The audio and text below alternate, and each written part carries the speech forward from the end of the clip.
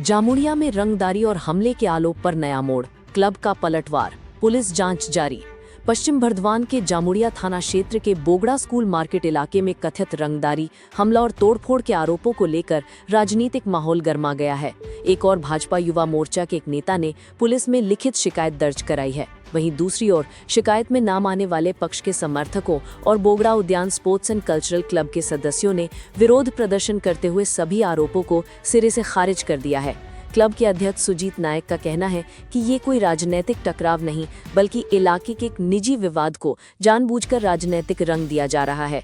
उनका आरोप है कि क्लब की छवि खराब करने की कोशिश की जा रही है और क्लब के सदस्यों को बेवजह डराने एवं दबाव बनाने का प्रयास किया जा रहा है।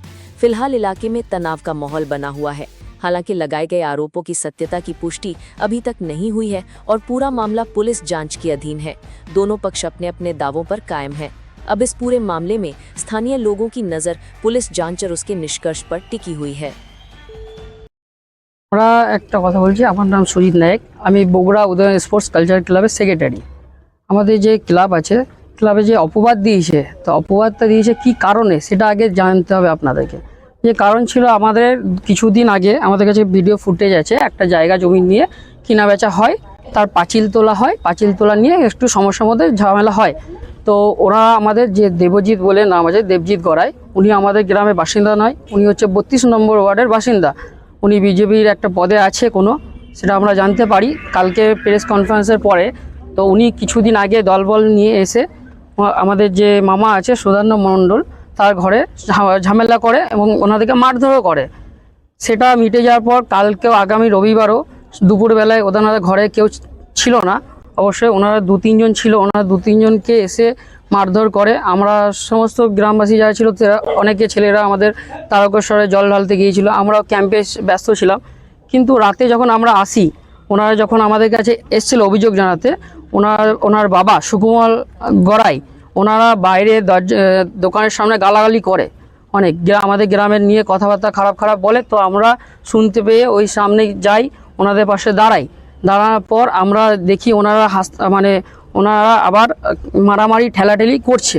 সেই জায়গায় দাঁড়িয়ে আমরা সেটাকে সমাধান করার জন্য গিয়েছিলাম। এরপর দেখি যিনি বিজেপির পদে আছে, তিনি আমার ক্লাবকে মান্যতা না দিয়ে আজকে আমার এই ক্লাব অনেক বড় জায়গায় চলে গেছে, যেটা হচ্ছে আপনারা সোশ্যাল মিডিয়ার মধ্যে জানতে পারবেন। ক্লাবের নামে আমরা যে পদ্মশ্রী সম্মান পেয়েছে শ্রী প্রসেনজিৎ চ্যাটার্জি, ওনার হাতে আমাদের ক্লাব সম্মান পেয়েছে। এবং প্রত্যেক বছর আমরা সোশ্যাল অ্যাক্টিভিটি করি, আপনারা জানেন, আপনারাও সোশ্যাল মিডিয়ার দ্বারা আপনাদেরকেও আমরা সম্মান করেছি। ব্লাড ডোনেশন করি, camp, health check up camp করি। ওরা যে বলছে যে এখানে তোলাবাজি শুরু হচ্ছে, সেই তোলাবাজিটা কোথা দিয়ে আসছে আগে তো জানতে হবে। তোলাবাজি কথা কেন তুলছে, কি করে এসব কথা বলে আমাদেরকে, সেগুলো আমরা প্রতিবাদ জানাবো। এবং আমরা আজকে রাতে এমএলএ অফিসেও যাবো, এমএলএ স্যারের অফিসেও, বিধায়ক স্যারের অফিসে। এই যে অন্য গ্রাম থেকে এসে এখানে মারামারি করছে, ক্লাবের নিয়ে একটা বদনাম ছড়াচ্ছে, ক্লাবে যে আমাদের ক্লাব আজকে সোশ্যাল মিডিয়ার দ্বারাই এত জায়গায় নাম হচ্ছে, সেটা তো খারাপ বিষয়, আগামী বিষয় তো খারাপ এগুলো। তো আমরা প্রতিবাদ জানাবো। আর আমরা এমনকি প্রশাসন দ্বারাও পদক্ষেপ নেব, ঠিক আছে।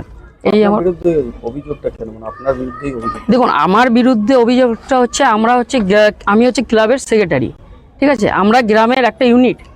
আজকে একটা গ্রাম হচ্ছে সকলের একটা সমাজের কল্যাণ করে, সেই সমাজ কল্যাণ থেকে আমরা একসাথে গিয়ে যে উদ্যোগটা নিয়েছিলাম, পাশে দাঁড়িয়েছিলাম, ওইটা উনি একটা বিজেপি পদ থেকে উনি এইটা তুলছে যে ওরা কেন থাকবে, আমরা যদি সরে যাই তাহলেই ওরা ঝামেলা করতে পারবে। এটা বারবার হয়ে আসছে, একবার নয়, দুবার নয়, এটা মানে 2 থেকে 3 বার হয়েছে। আমরা এমনকি পুলিশের কাছে গেছিলাম, পুলিশ প্রথম দিন কোনো অভিযোগ নেয়নি।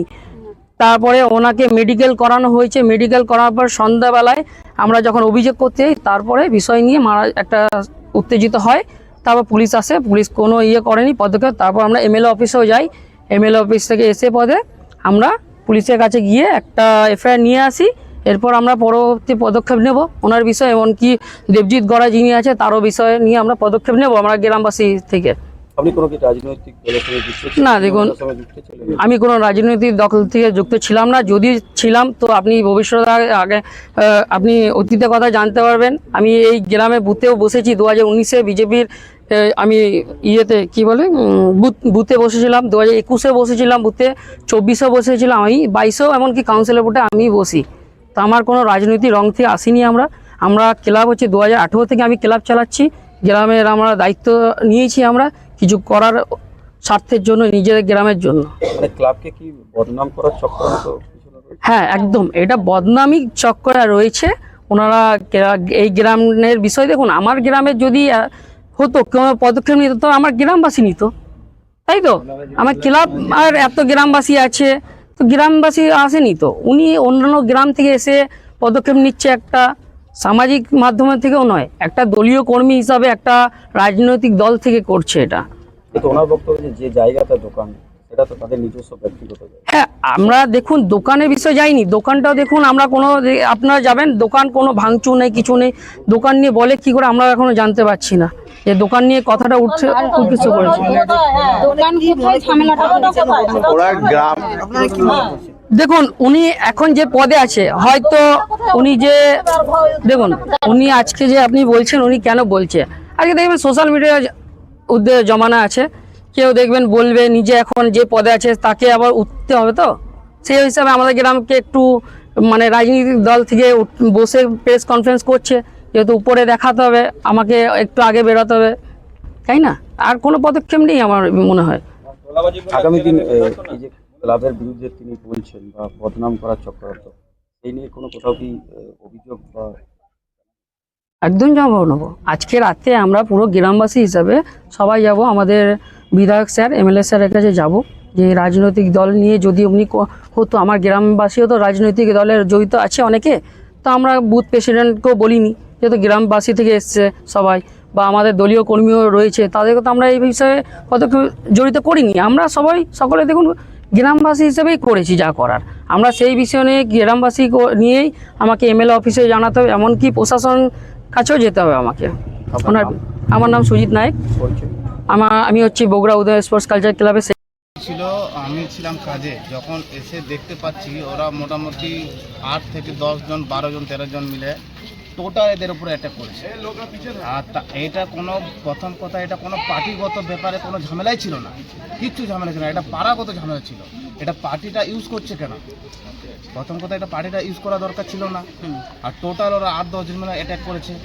আমরা পুলিশের কাছে যাই, তারপর এমএলএ কাছে যাই, এইভাবে মার, এইভাবে অত্যাচার, এইভাবে অন্যায় করেছে, মানে কিছু বলার মতো নেই। পাশের গ্রাম টোটাল বলছে যে যাও তোমার ডাকো, যাকে ডাকাও, কেউ কিছু করতে পারবে না, এইভাবে অত্যাচার, গালাগালি দিয়েছে, রোডে ফেলাই মেরেছে, ইট দিয়ে মেরেছে, মারা হয়েছে।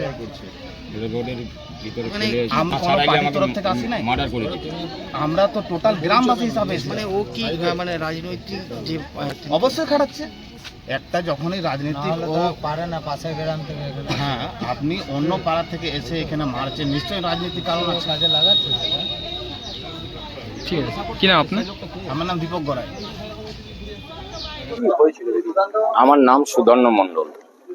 আমার বাড়ির পাশে আমার যে বাথরুম আছে, পায়খানা আছে, যে নালাটা আছে, সে নালাতে আমি বাড়িতে ছিলাম না, আমার বাড়িতে লোক ছিল না।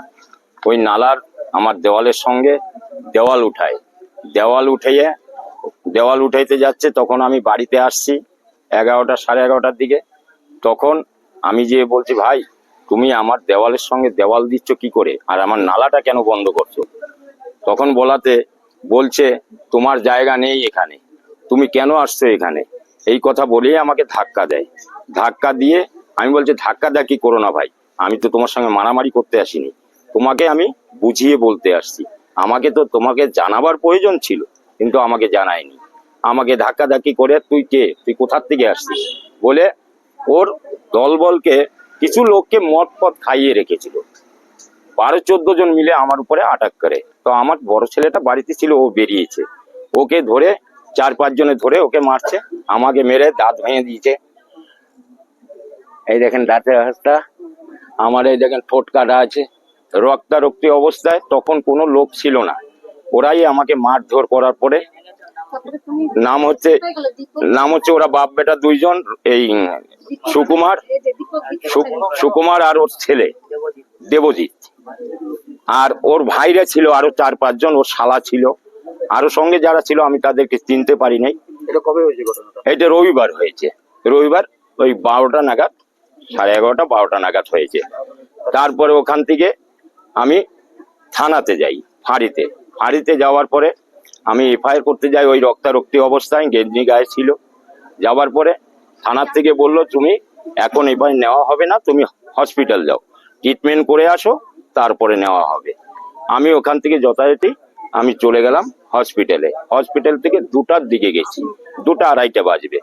আমি হসপিটাল থেকে একদম ডাইরেক্ট ওখানে গেছি, থানাতে গেলাম। থানার থেকে বলছে এখন হবে না এফআইআর নেওয়া, এখন হবে না, তুমি রাত 8টার সময় আসবে, রাত 8টার সময় আসবে। তখন রাত 8টার সময় কি করব, নেয়নি যখন, ওখান থেকে আবার ওই যে চলে আসছি। যে দেয়ালটা ভাঙা রয়েছে, সেই দেয়ালটা কি আপনার জায়গার উপরে ছিল? হ্যাঁ, আমার জায়গার উপরে, আমার একদম নালার উপরে এবং আমার জায়গার উপরেই। মানে কারণ নালার পরে যে জায়গাটা সেটা কি আপনার? না, নালাটা যে আছে আমার, নালাটা আমার, নালার গাঁথনি আছে, 10 ইঞ্চি গাঁথনি আছে, সেটাও আমার জায়গা। আজ 50-60 বছর আমরা ওখানে বসবাস করছি। একটু মানে পরিষ্কার করার মতন জায়গা রেখে মানে এই যে দেওয়াল দেওয়া হয়েছে সেটা দিলে কি সমস্যা হতো? দেওয়াল দিলে আমি আমার ড্রেন পরিষ্কার করতে পারবো না, আমার জল ফল যাবে না, আমি ঘরে আলো বাতাস কিছু ঢুকতে পাবে না। মানে দেওয়াল থেকে আমরা বলেছিলাম 3 ফুট ছেড়ে করতে। 3 ফুট ছেড়ে করতে। কোথাও কি লিখিত অভিযোগ জানিয়েছেন এখন পর্যন্ত? থানা বা জমির যে দপ্তর, সেই বিএলআর দপ্তরে কি জানিয়েছেন? বিএলআর দপ্তরে এর আগে একবার জানিয়েছিলাম যখন মারপিট হয়েছিল, প্রথমবার। তো এখনকার ঘটনাতে কোনো এখনকার ঘটনাতে আমি যেতে পারিনি। আমাকে যেহেতু ডায়েরি করা হয়নি, ওর জন্য যেতে পারিনি। তখন ডায়েরি করতে এসে এবার 7টা-8টার সময় যখন আমাকে বললো, বাড়িতে চলে আসলাম, 8টার সময় বলছে, তখন আমার পাড়ার বাড়িতে সবাই তো কাজ কাম করে, তখন আমার পাড়ার লোক মানে আমার গ্রামের লোক এরা আসার পরে যে শুনছে গালাগালি, ওখানে আসার পরে এখানে যখন আমি গেলাম আবার দোকানের দিকে, তখন আমার সঙ্গে যে ছেলেপেলেরা ছিল ওদের দেখে খুব গালাগালি করছে। মা বোন বাঙালরা কি করে নিবে, দেখে নেবো আমি, বাঙালদের কি ক্ষমতা আছে, ডাক তোর বাপদের কিরকম বাপরা আছে, মারা আছে, বাঙালরা আমি দেখে নেবো এটা। হ্যাঁ, এইভাবে কথা বলছে। কথা বলার পরে এই কথাগুলো বাসুদেব মাঝি বলেছে, মানে ওর শালা না কি হয় ও বলেছে, ওর ছেলে বলেছে। এই গালাগালি দেওয়ার পরে তখন একটু ধাক্কাধাক্কি হয়, ধাক্কাধাক্কি হতে হতে পুলিশও ছিল, 2 গাড়ি পুলিশ আসছে, পুলিশও এসে দেখছে। দেখার পরে তখন আমাদের পাড়ার ছেলেরা বলছে যে আমরা তো ঝামেলা করতে আসিনি, আর আমরা কোনো পার্টির রং নিয়ে আসিনি, আমরা চাইছি মীমাংসা করে দিতে, তোমরা আসো, গ্রামবাসী হিসাবে আসছি, তোমরা আসো, মন্দিরে আসো, আমরা মীমাংসা করে দেবো তোমাদের। তখন বললো আসবো বলে রাত 12টা-1টা অব্দি আমরা এখানে বসেছিলাম, কিন্তু আসেনি, তার কোনো মীমাংসা হয়নি, ওরা আসেইনি, আর মীমাংসা করতে আসেনি। আমি আর থানাতে যেতে পারিনি ওই রাতে, কেন ওই ছেলে পেলেদের আমি ডায়েরি করতে আবার যেতে পারিনি। আমার নাম সুধন্য মণ্ডল। ওই জায়গার মালিক আপনি? হ্যাঁ, ওই জায়গা যদি মারবো তাহলে